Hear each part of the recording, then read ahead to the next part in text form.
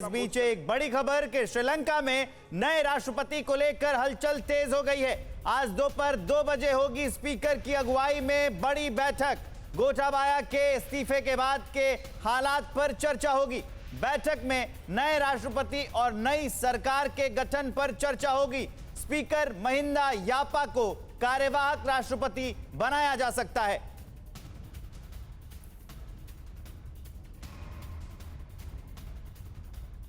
और बड़ी खबर यह भी कि प्रदर्शन कर रहे लोगों पर फायरिंग पर श्रीलंकन आर्मी की तरफ से सफाई दी गई है। जवानों ने हवा में फायरिंग की थी, ये कहना है श्रीलंकन आर्मी का। इसे लेकर अपील भी बार बार की जा रही थी, तस्वीरें भी सामने आई थी।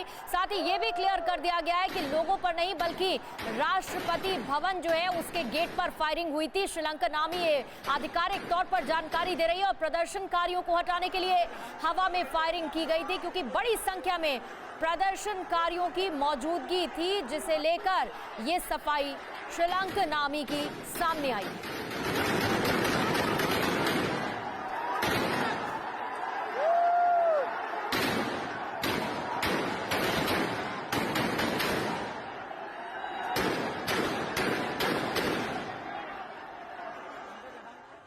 निनाद सेठ, मेरा सवाल आपसे है, क्योंकि श्रीलंका के लोग जैसे सड़कों पर नजर आ रहे हैं, श्रीलंका के लोगों के मन में यही चल रहा है, हमें तो अपनों ने लूटा, गैरों में कहां दम था। लेकिन अपनों ने तो लूटा ही लूटा, जो लीडरशिप थी उसने लूटा, लेकिन दूसरों को भी न्योता दिया, चीन को न्योता दिया, आओ यहां हमें ब्याज दो, उसमें भ्रष्टाचार किया।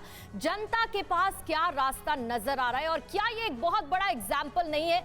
भ्रष्टाचार जहां पर पनपा वहां गद्दी से उखाड़ फेंका जनता ने ऐसे लोगों को।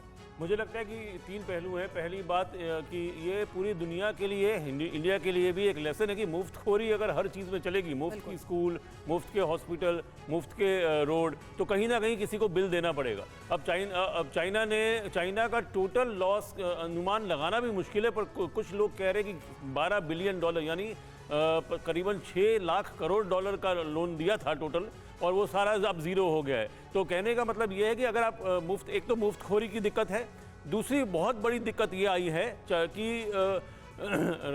श्रीलंका ने बहुत फैशनेबल आइडिया होता है ऑर्गेनिक फार्मिंग करेंगे, तो उन्होंने पूरे देश में कहा चलो हर जगह ऑर्गेनिक फार्मिंग करेगा। एक प्राउड कंट्री जो राइस प्रोड्यूसिंग कंट्री, राइस वहाँ का स्टेपल डाइट है और राइस एक्सपोर्टिंग कंट्री, एक साल में राइस का प्रोडक्शन 85% गिर गया। तो अब मेरे को लगता है कि भूखमरी की हालत है। IMF भी यहाँ पे हेल्प तभी करेगी जब उन्हें लगेगा कि लोन वापस मिलेगा। IMF जो लोन देती है वो हवा में लोन नहीं देती है, उन देशों को लोन देती है जो वापस दे सके और स्ट्रिंजेंट।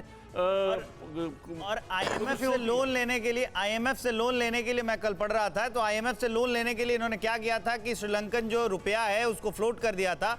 तो उससे इनको लगा कि जब उसकी वैल्यू डॉलर के मुकाबले वैल्यू कम होगी तो IMF लोन दे देगा, लेकिन वो उल्टा ही पड़ गया, वो बहुत ज्यादा डिग्रेड हो गया और हालात और ज्यादा खराब हो गए। इसी चर्चा पर आएंगे और आपके उस पॉइंट को भी उठाएंगे कि आप कह रहे थे कि मुफ्त की जो बीमारी है वो बेकार होती है।